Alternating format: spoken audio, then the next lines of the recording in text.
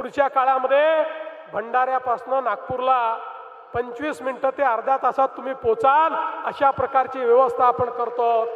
पण तिथेच नाही तर आता भंडारा असं होणार आहे, मगाशी प्रणय भाऊंनी सांगितलं आम्ही समृद्धी महामार्ग भंडाऱ्याहून गोंदियाला नेतोय, भंडाऱ्याहून त्या ठिकाणी गडचिरोलीला नेतोय, मधून चंद्रपूरला देखील जोडतोय।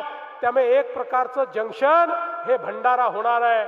आणि प्रणय भाऊ म्हणाले की गडचिरोलीमध्ये 3 लाख कोटी रुपयाचे त्या ठिकाणी आता लॉईड आला, त्या ठिकाणी टाटा आला, त्या ठिकाणी JSW आला, मोठ्या प्रमाणात 3-4 लाख लोकांकरता त्या भागामध्ये आता रोजगाराची संधी होणार आहे।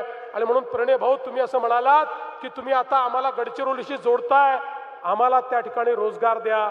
मी तुम्हाला त्यापेक्षा वेगळं सांगतो, पुढच्या टप्प्यामध्ये हे जे स्टील प्लांट आहेत, ही जी गुंतवणूक आहे ती गडचिरोली पुरता आम्ही सीमित ठेवणार नाही आहे, ती चंद्रपूर, भंडारा आणि गोंदियामध्ये देखील आम्ही आणणार आहोत।